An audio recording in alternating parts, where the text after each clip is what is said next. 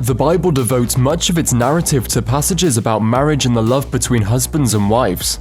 In fact, a whole book in the Old Testament, Song of Songs, is effectively one long poem about love and romantic longing between a man and a woman. Similarly, in the New Testament, the writer of Galatians tells husbands to love their wives, even to the point of death, comparing a husband's love for his wife to Jesus' sacrifice of his own life for mankind. But often when the Bible mentions marriage, it's within the context of polygamy.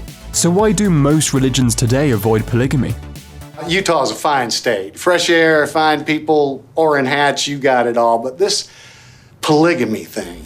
Certain sects of Mormonism aside, it's curious that most other Western religions avoid polygamy given that many of the men mentioned in the Old Testament had multiple wives. Jacob had 4, David had 8, and King Solomon had hundreds.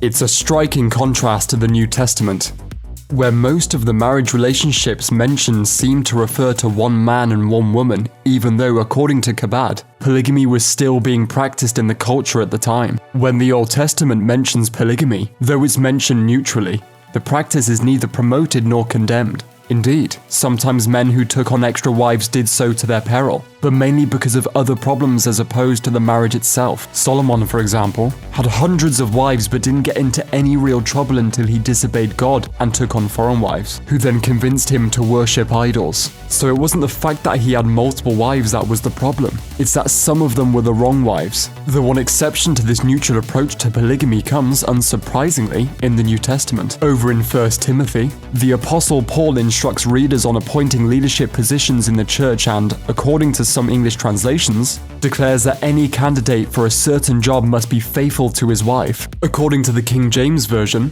the translation is roughly, quote, the husband of but one wife. Regardless of translation nuances, the original text effectively calls for any candidate for such a leadership position to be a one-woman man. Still, if the Bible treats polygamy neutrally overall, then why do the overwhelming majority of the world's Christians and Jews eschew the practice? Writing for Chabad, Rabbi Naftali Silberberg said that while the Old Testament does not outlaw polygamy, nearly all of the polygamous marriages in the text were entered into for a specific reason.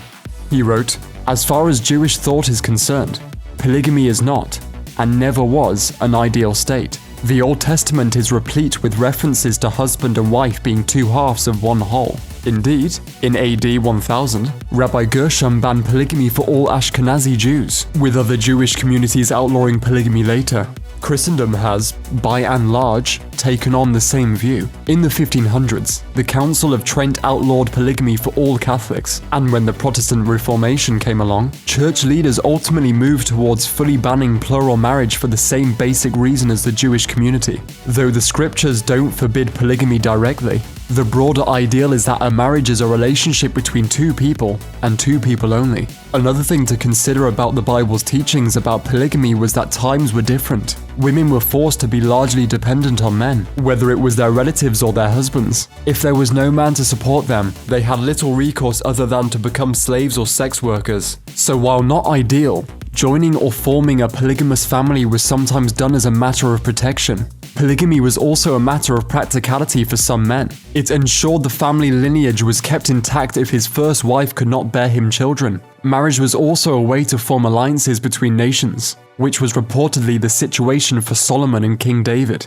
Yet even though the Bible didn't explicitly forbid polygamy, it was still generally avoided if possible. Though God was willing to let polygamy slide because he understands the human condition and the demands of its societies, ultimately the Bible suggests that when it comes to marriage, 2 is the magic number. I'm gonna go home and sleep with my wife. Check out one of our newest videos right here. Plus, even more grunge videos about religion are coming soon. Subscribe to our YouTube channel and hit the bell so you don't miss a single one.